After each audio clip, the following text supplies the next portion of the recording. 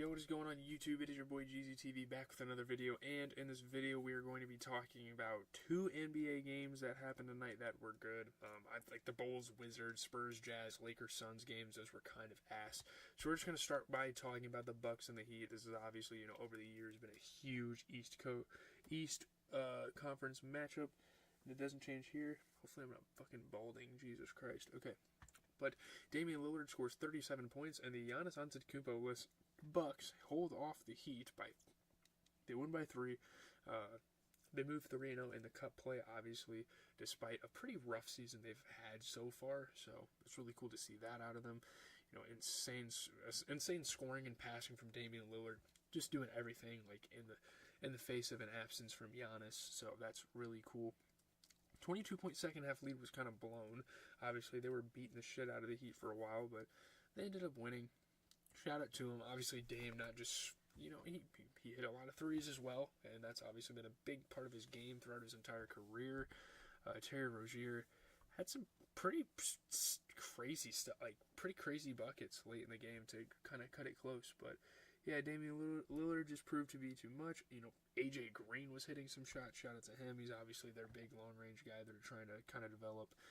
Tyler Hero fucking finished a lob, I think. Obviously, Bam Adebayo's gonna dunk. He's just that guy.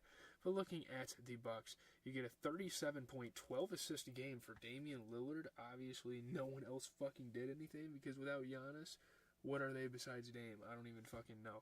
Not a great game from Andre Jackson. I'm not even sure why they're starting him over guys like Pat Connaughton, over guys like Bobby Portis, who have established themselves on this team for so long. Very weird choices there for Doc Rivers. And especially when Giannis is out, I would say probably put in Bobby Portis at least. I don't really know. Looking at the Heat, you get a 23-point performance for Jimmy Butler. He's had a really good stretch recently. He shot 50%, and that's really about it. There wasn't much going on in this game. We're going to move to the Rockets and the Timberwolves. This game actually went into overtime, so it made for a fun NBA Cup game. It's not just an NBA Cup game. They go to OT, so that's pretty cool. But Alperen Sengun records a triple-double, and the Rockets beat the Wolves by 6 in overtime, and they clinched their NBA Cup group. And obviously, what a season the Rockets have had, not just the fucking Cup. They have played phenomenal. Alperen Sengun just doing a little bit of everything, scoring, grabbing rebounds, passing the ball around. Fred VanVleet also scoring and passing the ball around at a very high level. Fred VanVleet's had a couple of really good games recently, which has sparked kind of some winning for the Rockets, which is great. That's good. Big overtime win against a good Timberwolves team. This team. They've been there. They've done that. So it's awesome to see them win this NBA Cup game. Jabari Smith was playing really good at the rim defense. This was a pretty fun game. A lot of defense in this game. Like Rudy Gobert was getting some blocks. Obviously, we know him to be a tenured Defensive Player of the Year. So is Alperen Sengun. Rudy Gobert was getting up for some dunks too. So, looking at the Rockets, really good game. 22 points for Dillon Brooks, 22 points, 11 assists, 10 rebounds for Alperen Sengun. You get 27 points and 11 assists for Fred VanVleet, who shot 6 for 12 from 3. Really good performance for him.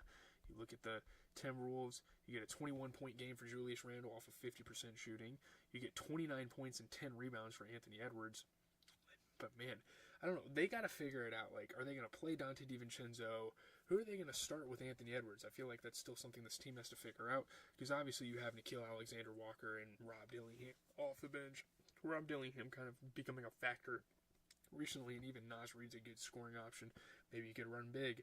I don't fucking know. That's something they have to figure out. Looking at tomorrow's games, I think there's a lot of fucking games because no games on Thanksgiving. You guys will not get a video for that on Thanksgiving. I'll try to drop another video. I don't know what I'm going to do for that. But Wednesday, they're trying to unload all the games before the break. So you have Knicks Mavs. That'll be a fun game.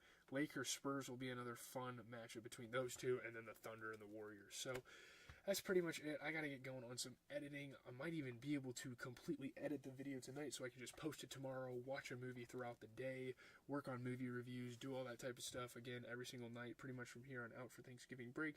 We are going to be live starting at 9 p.m.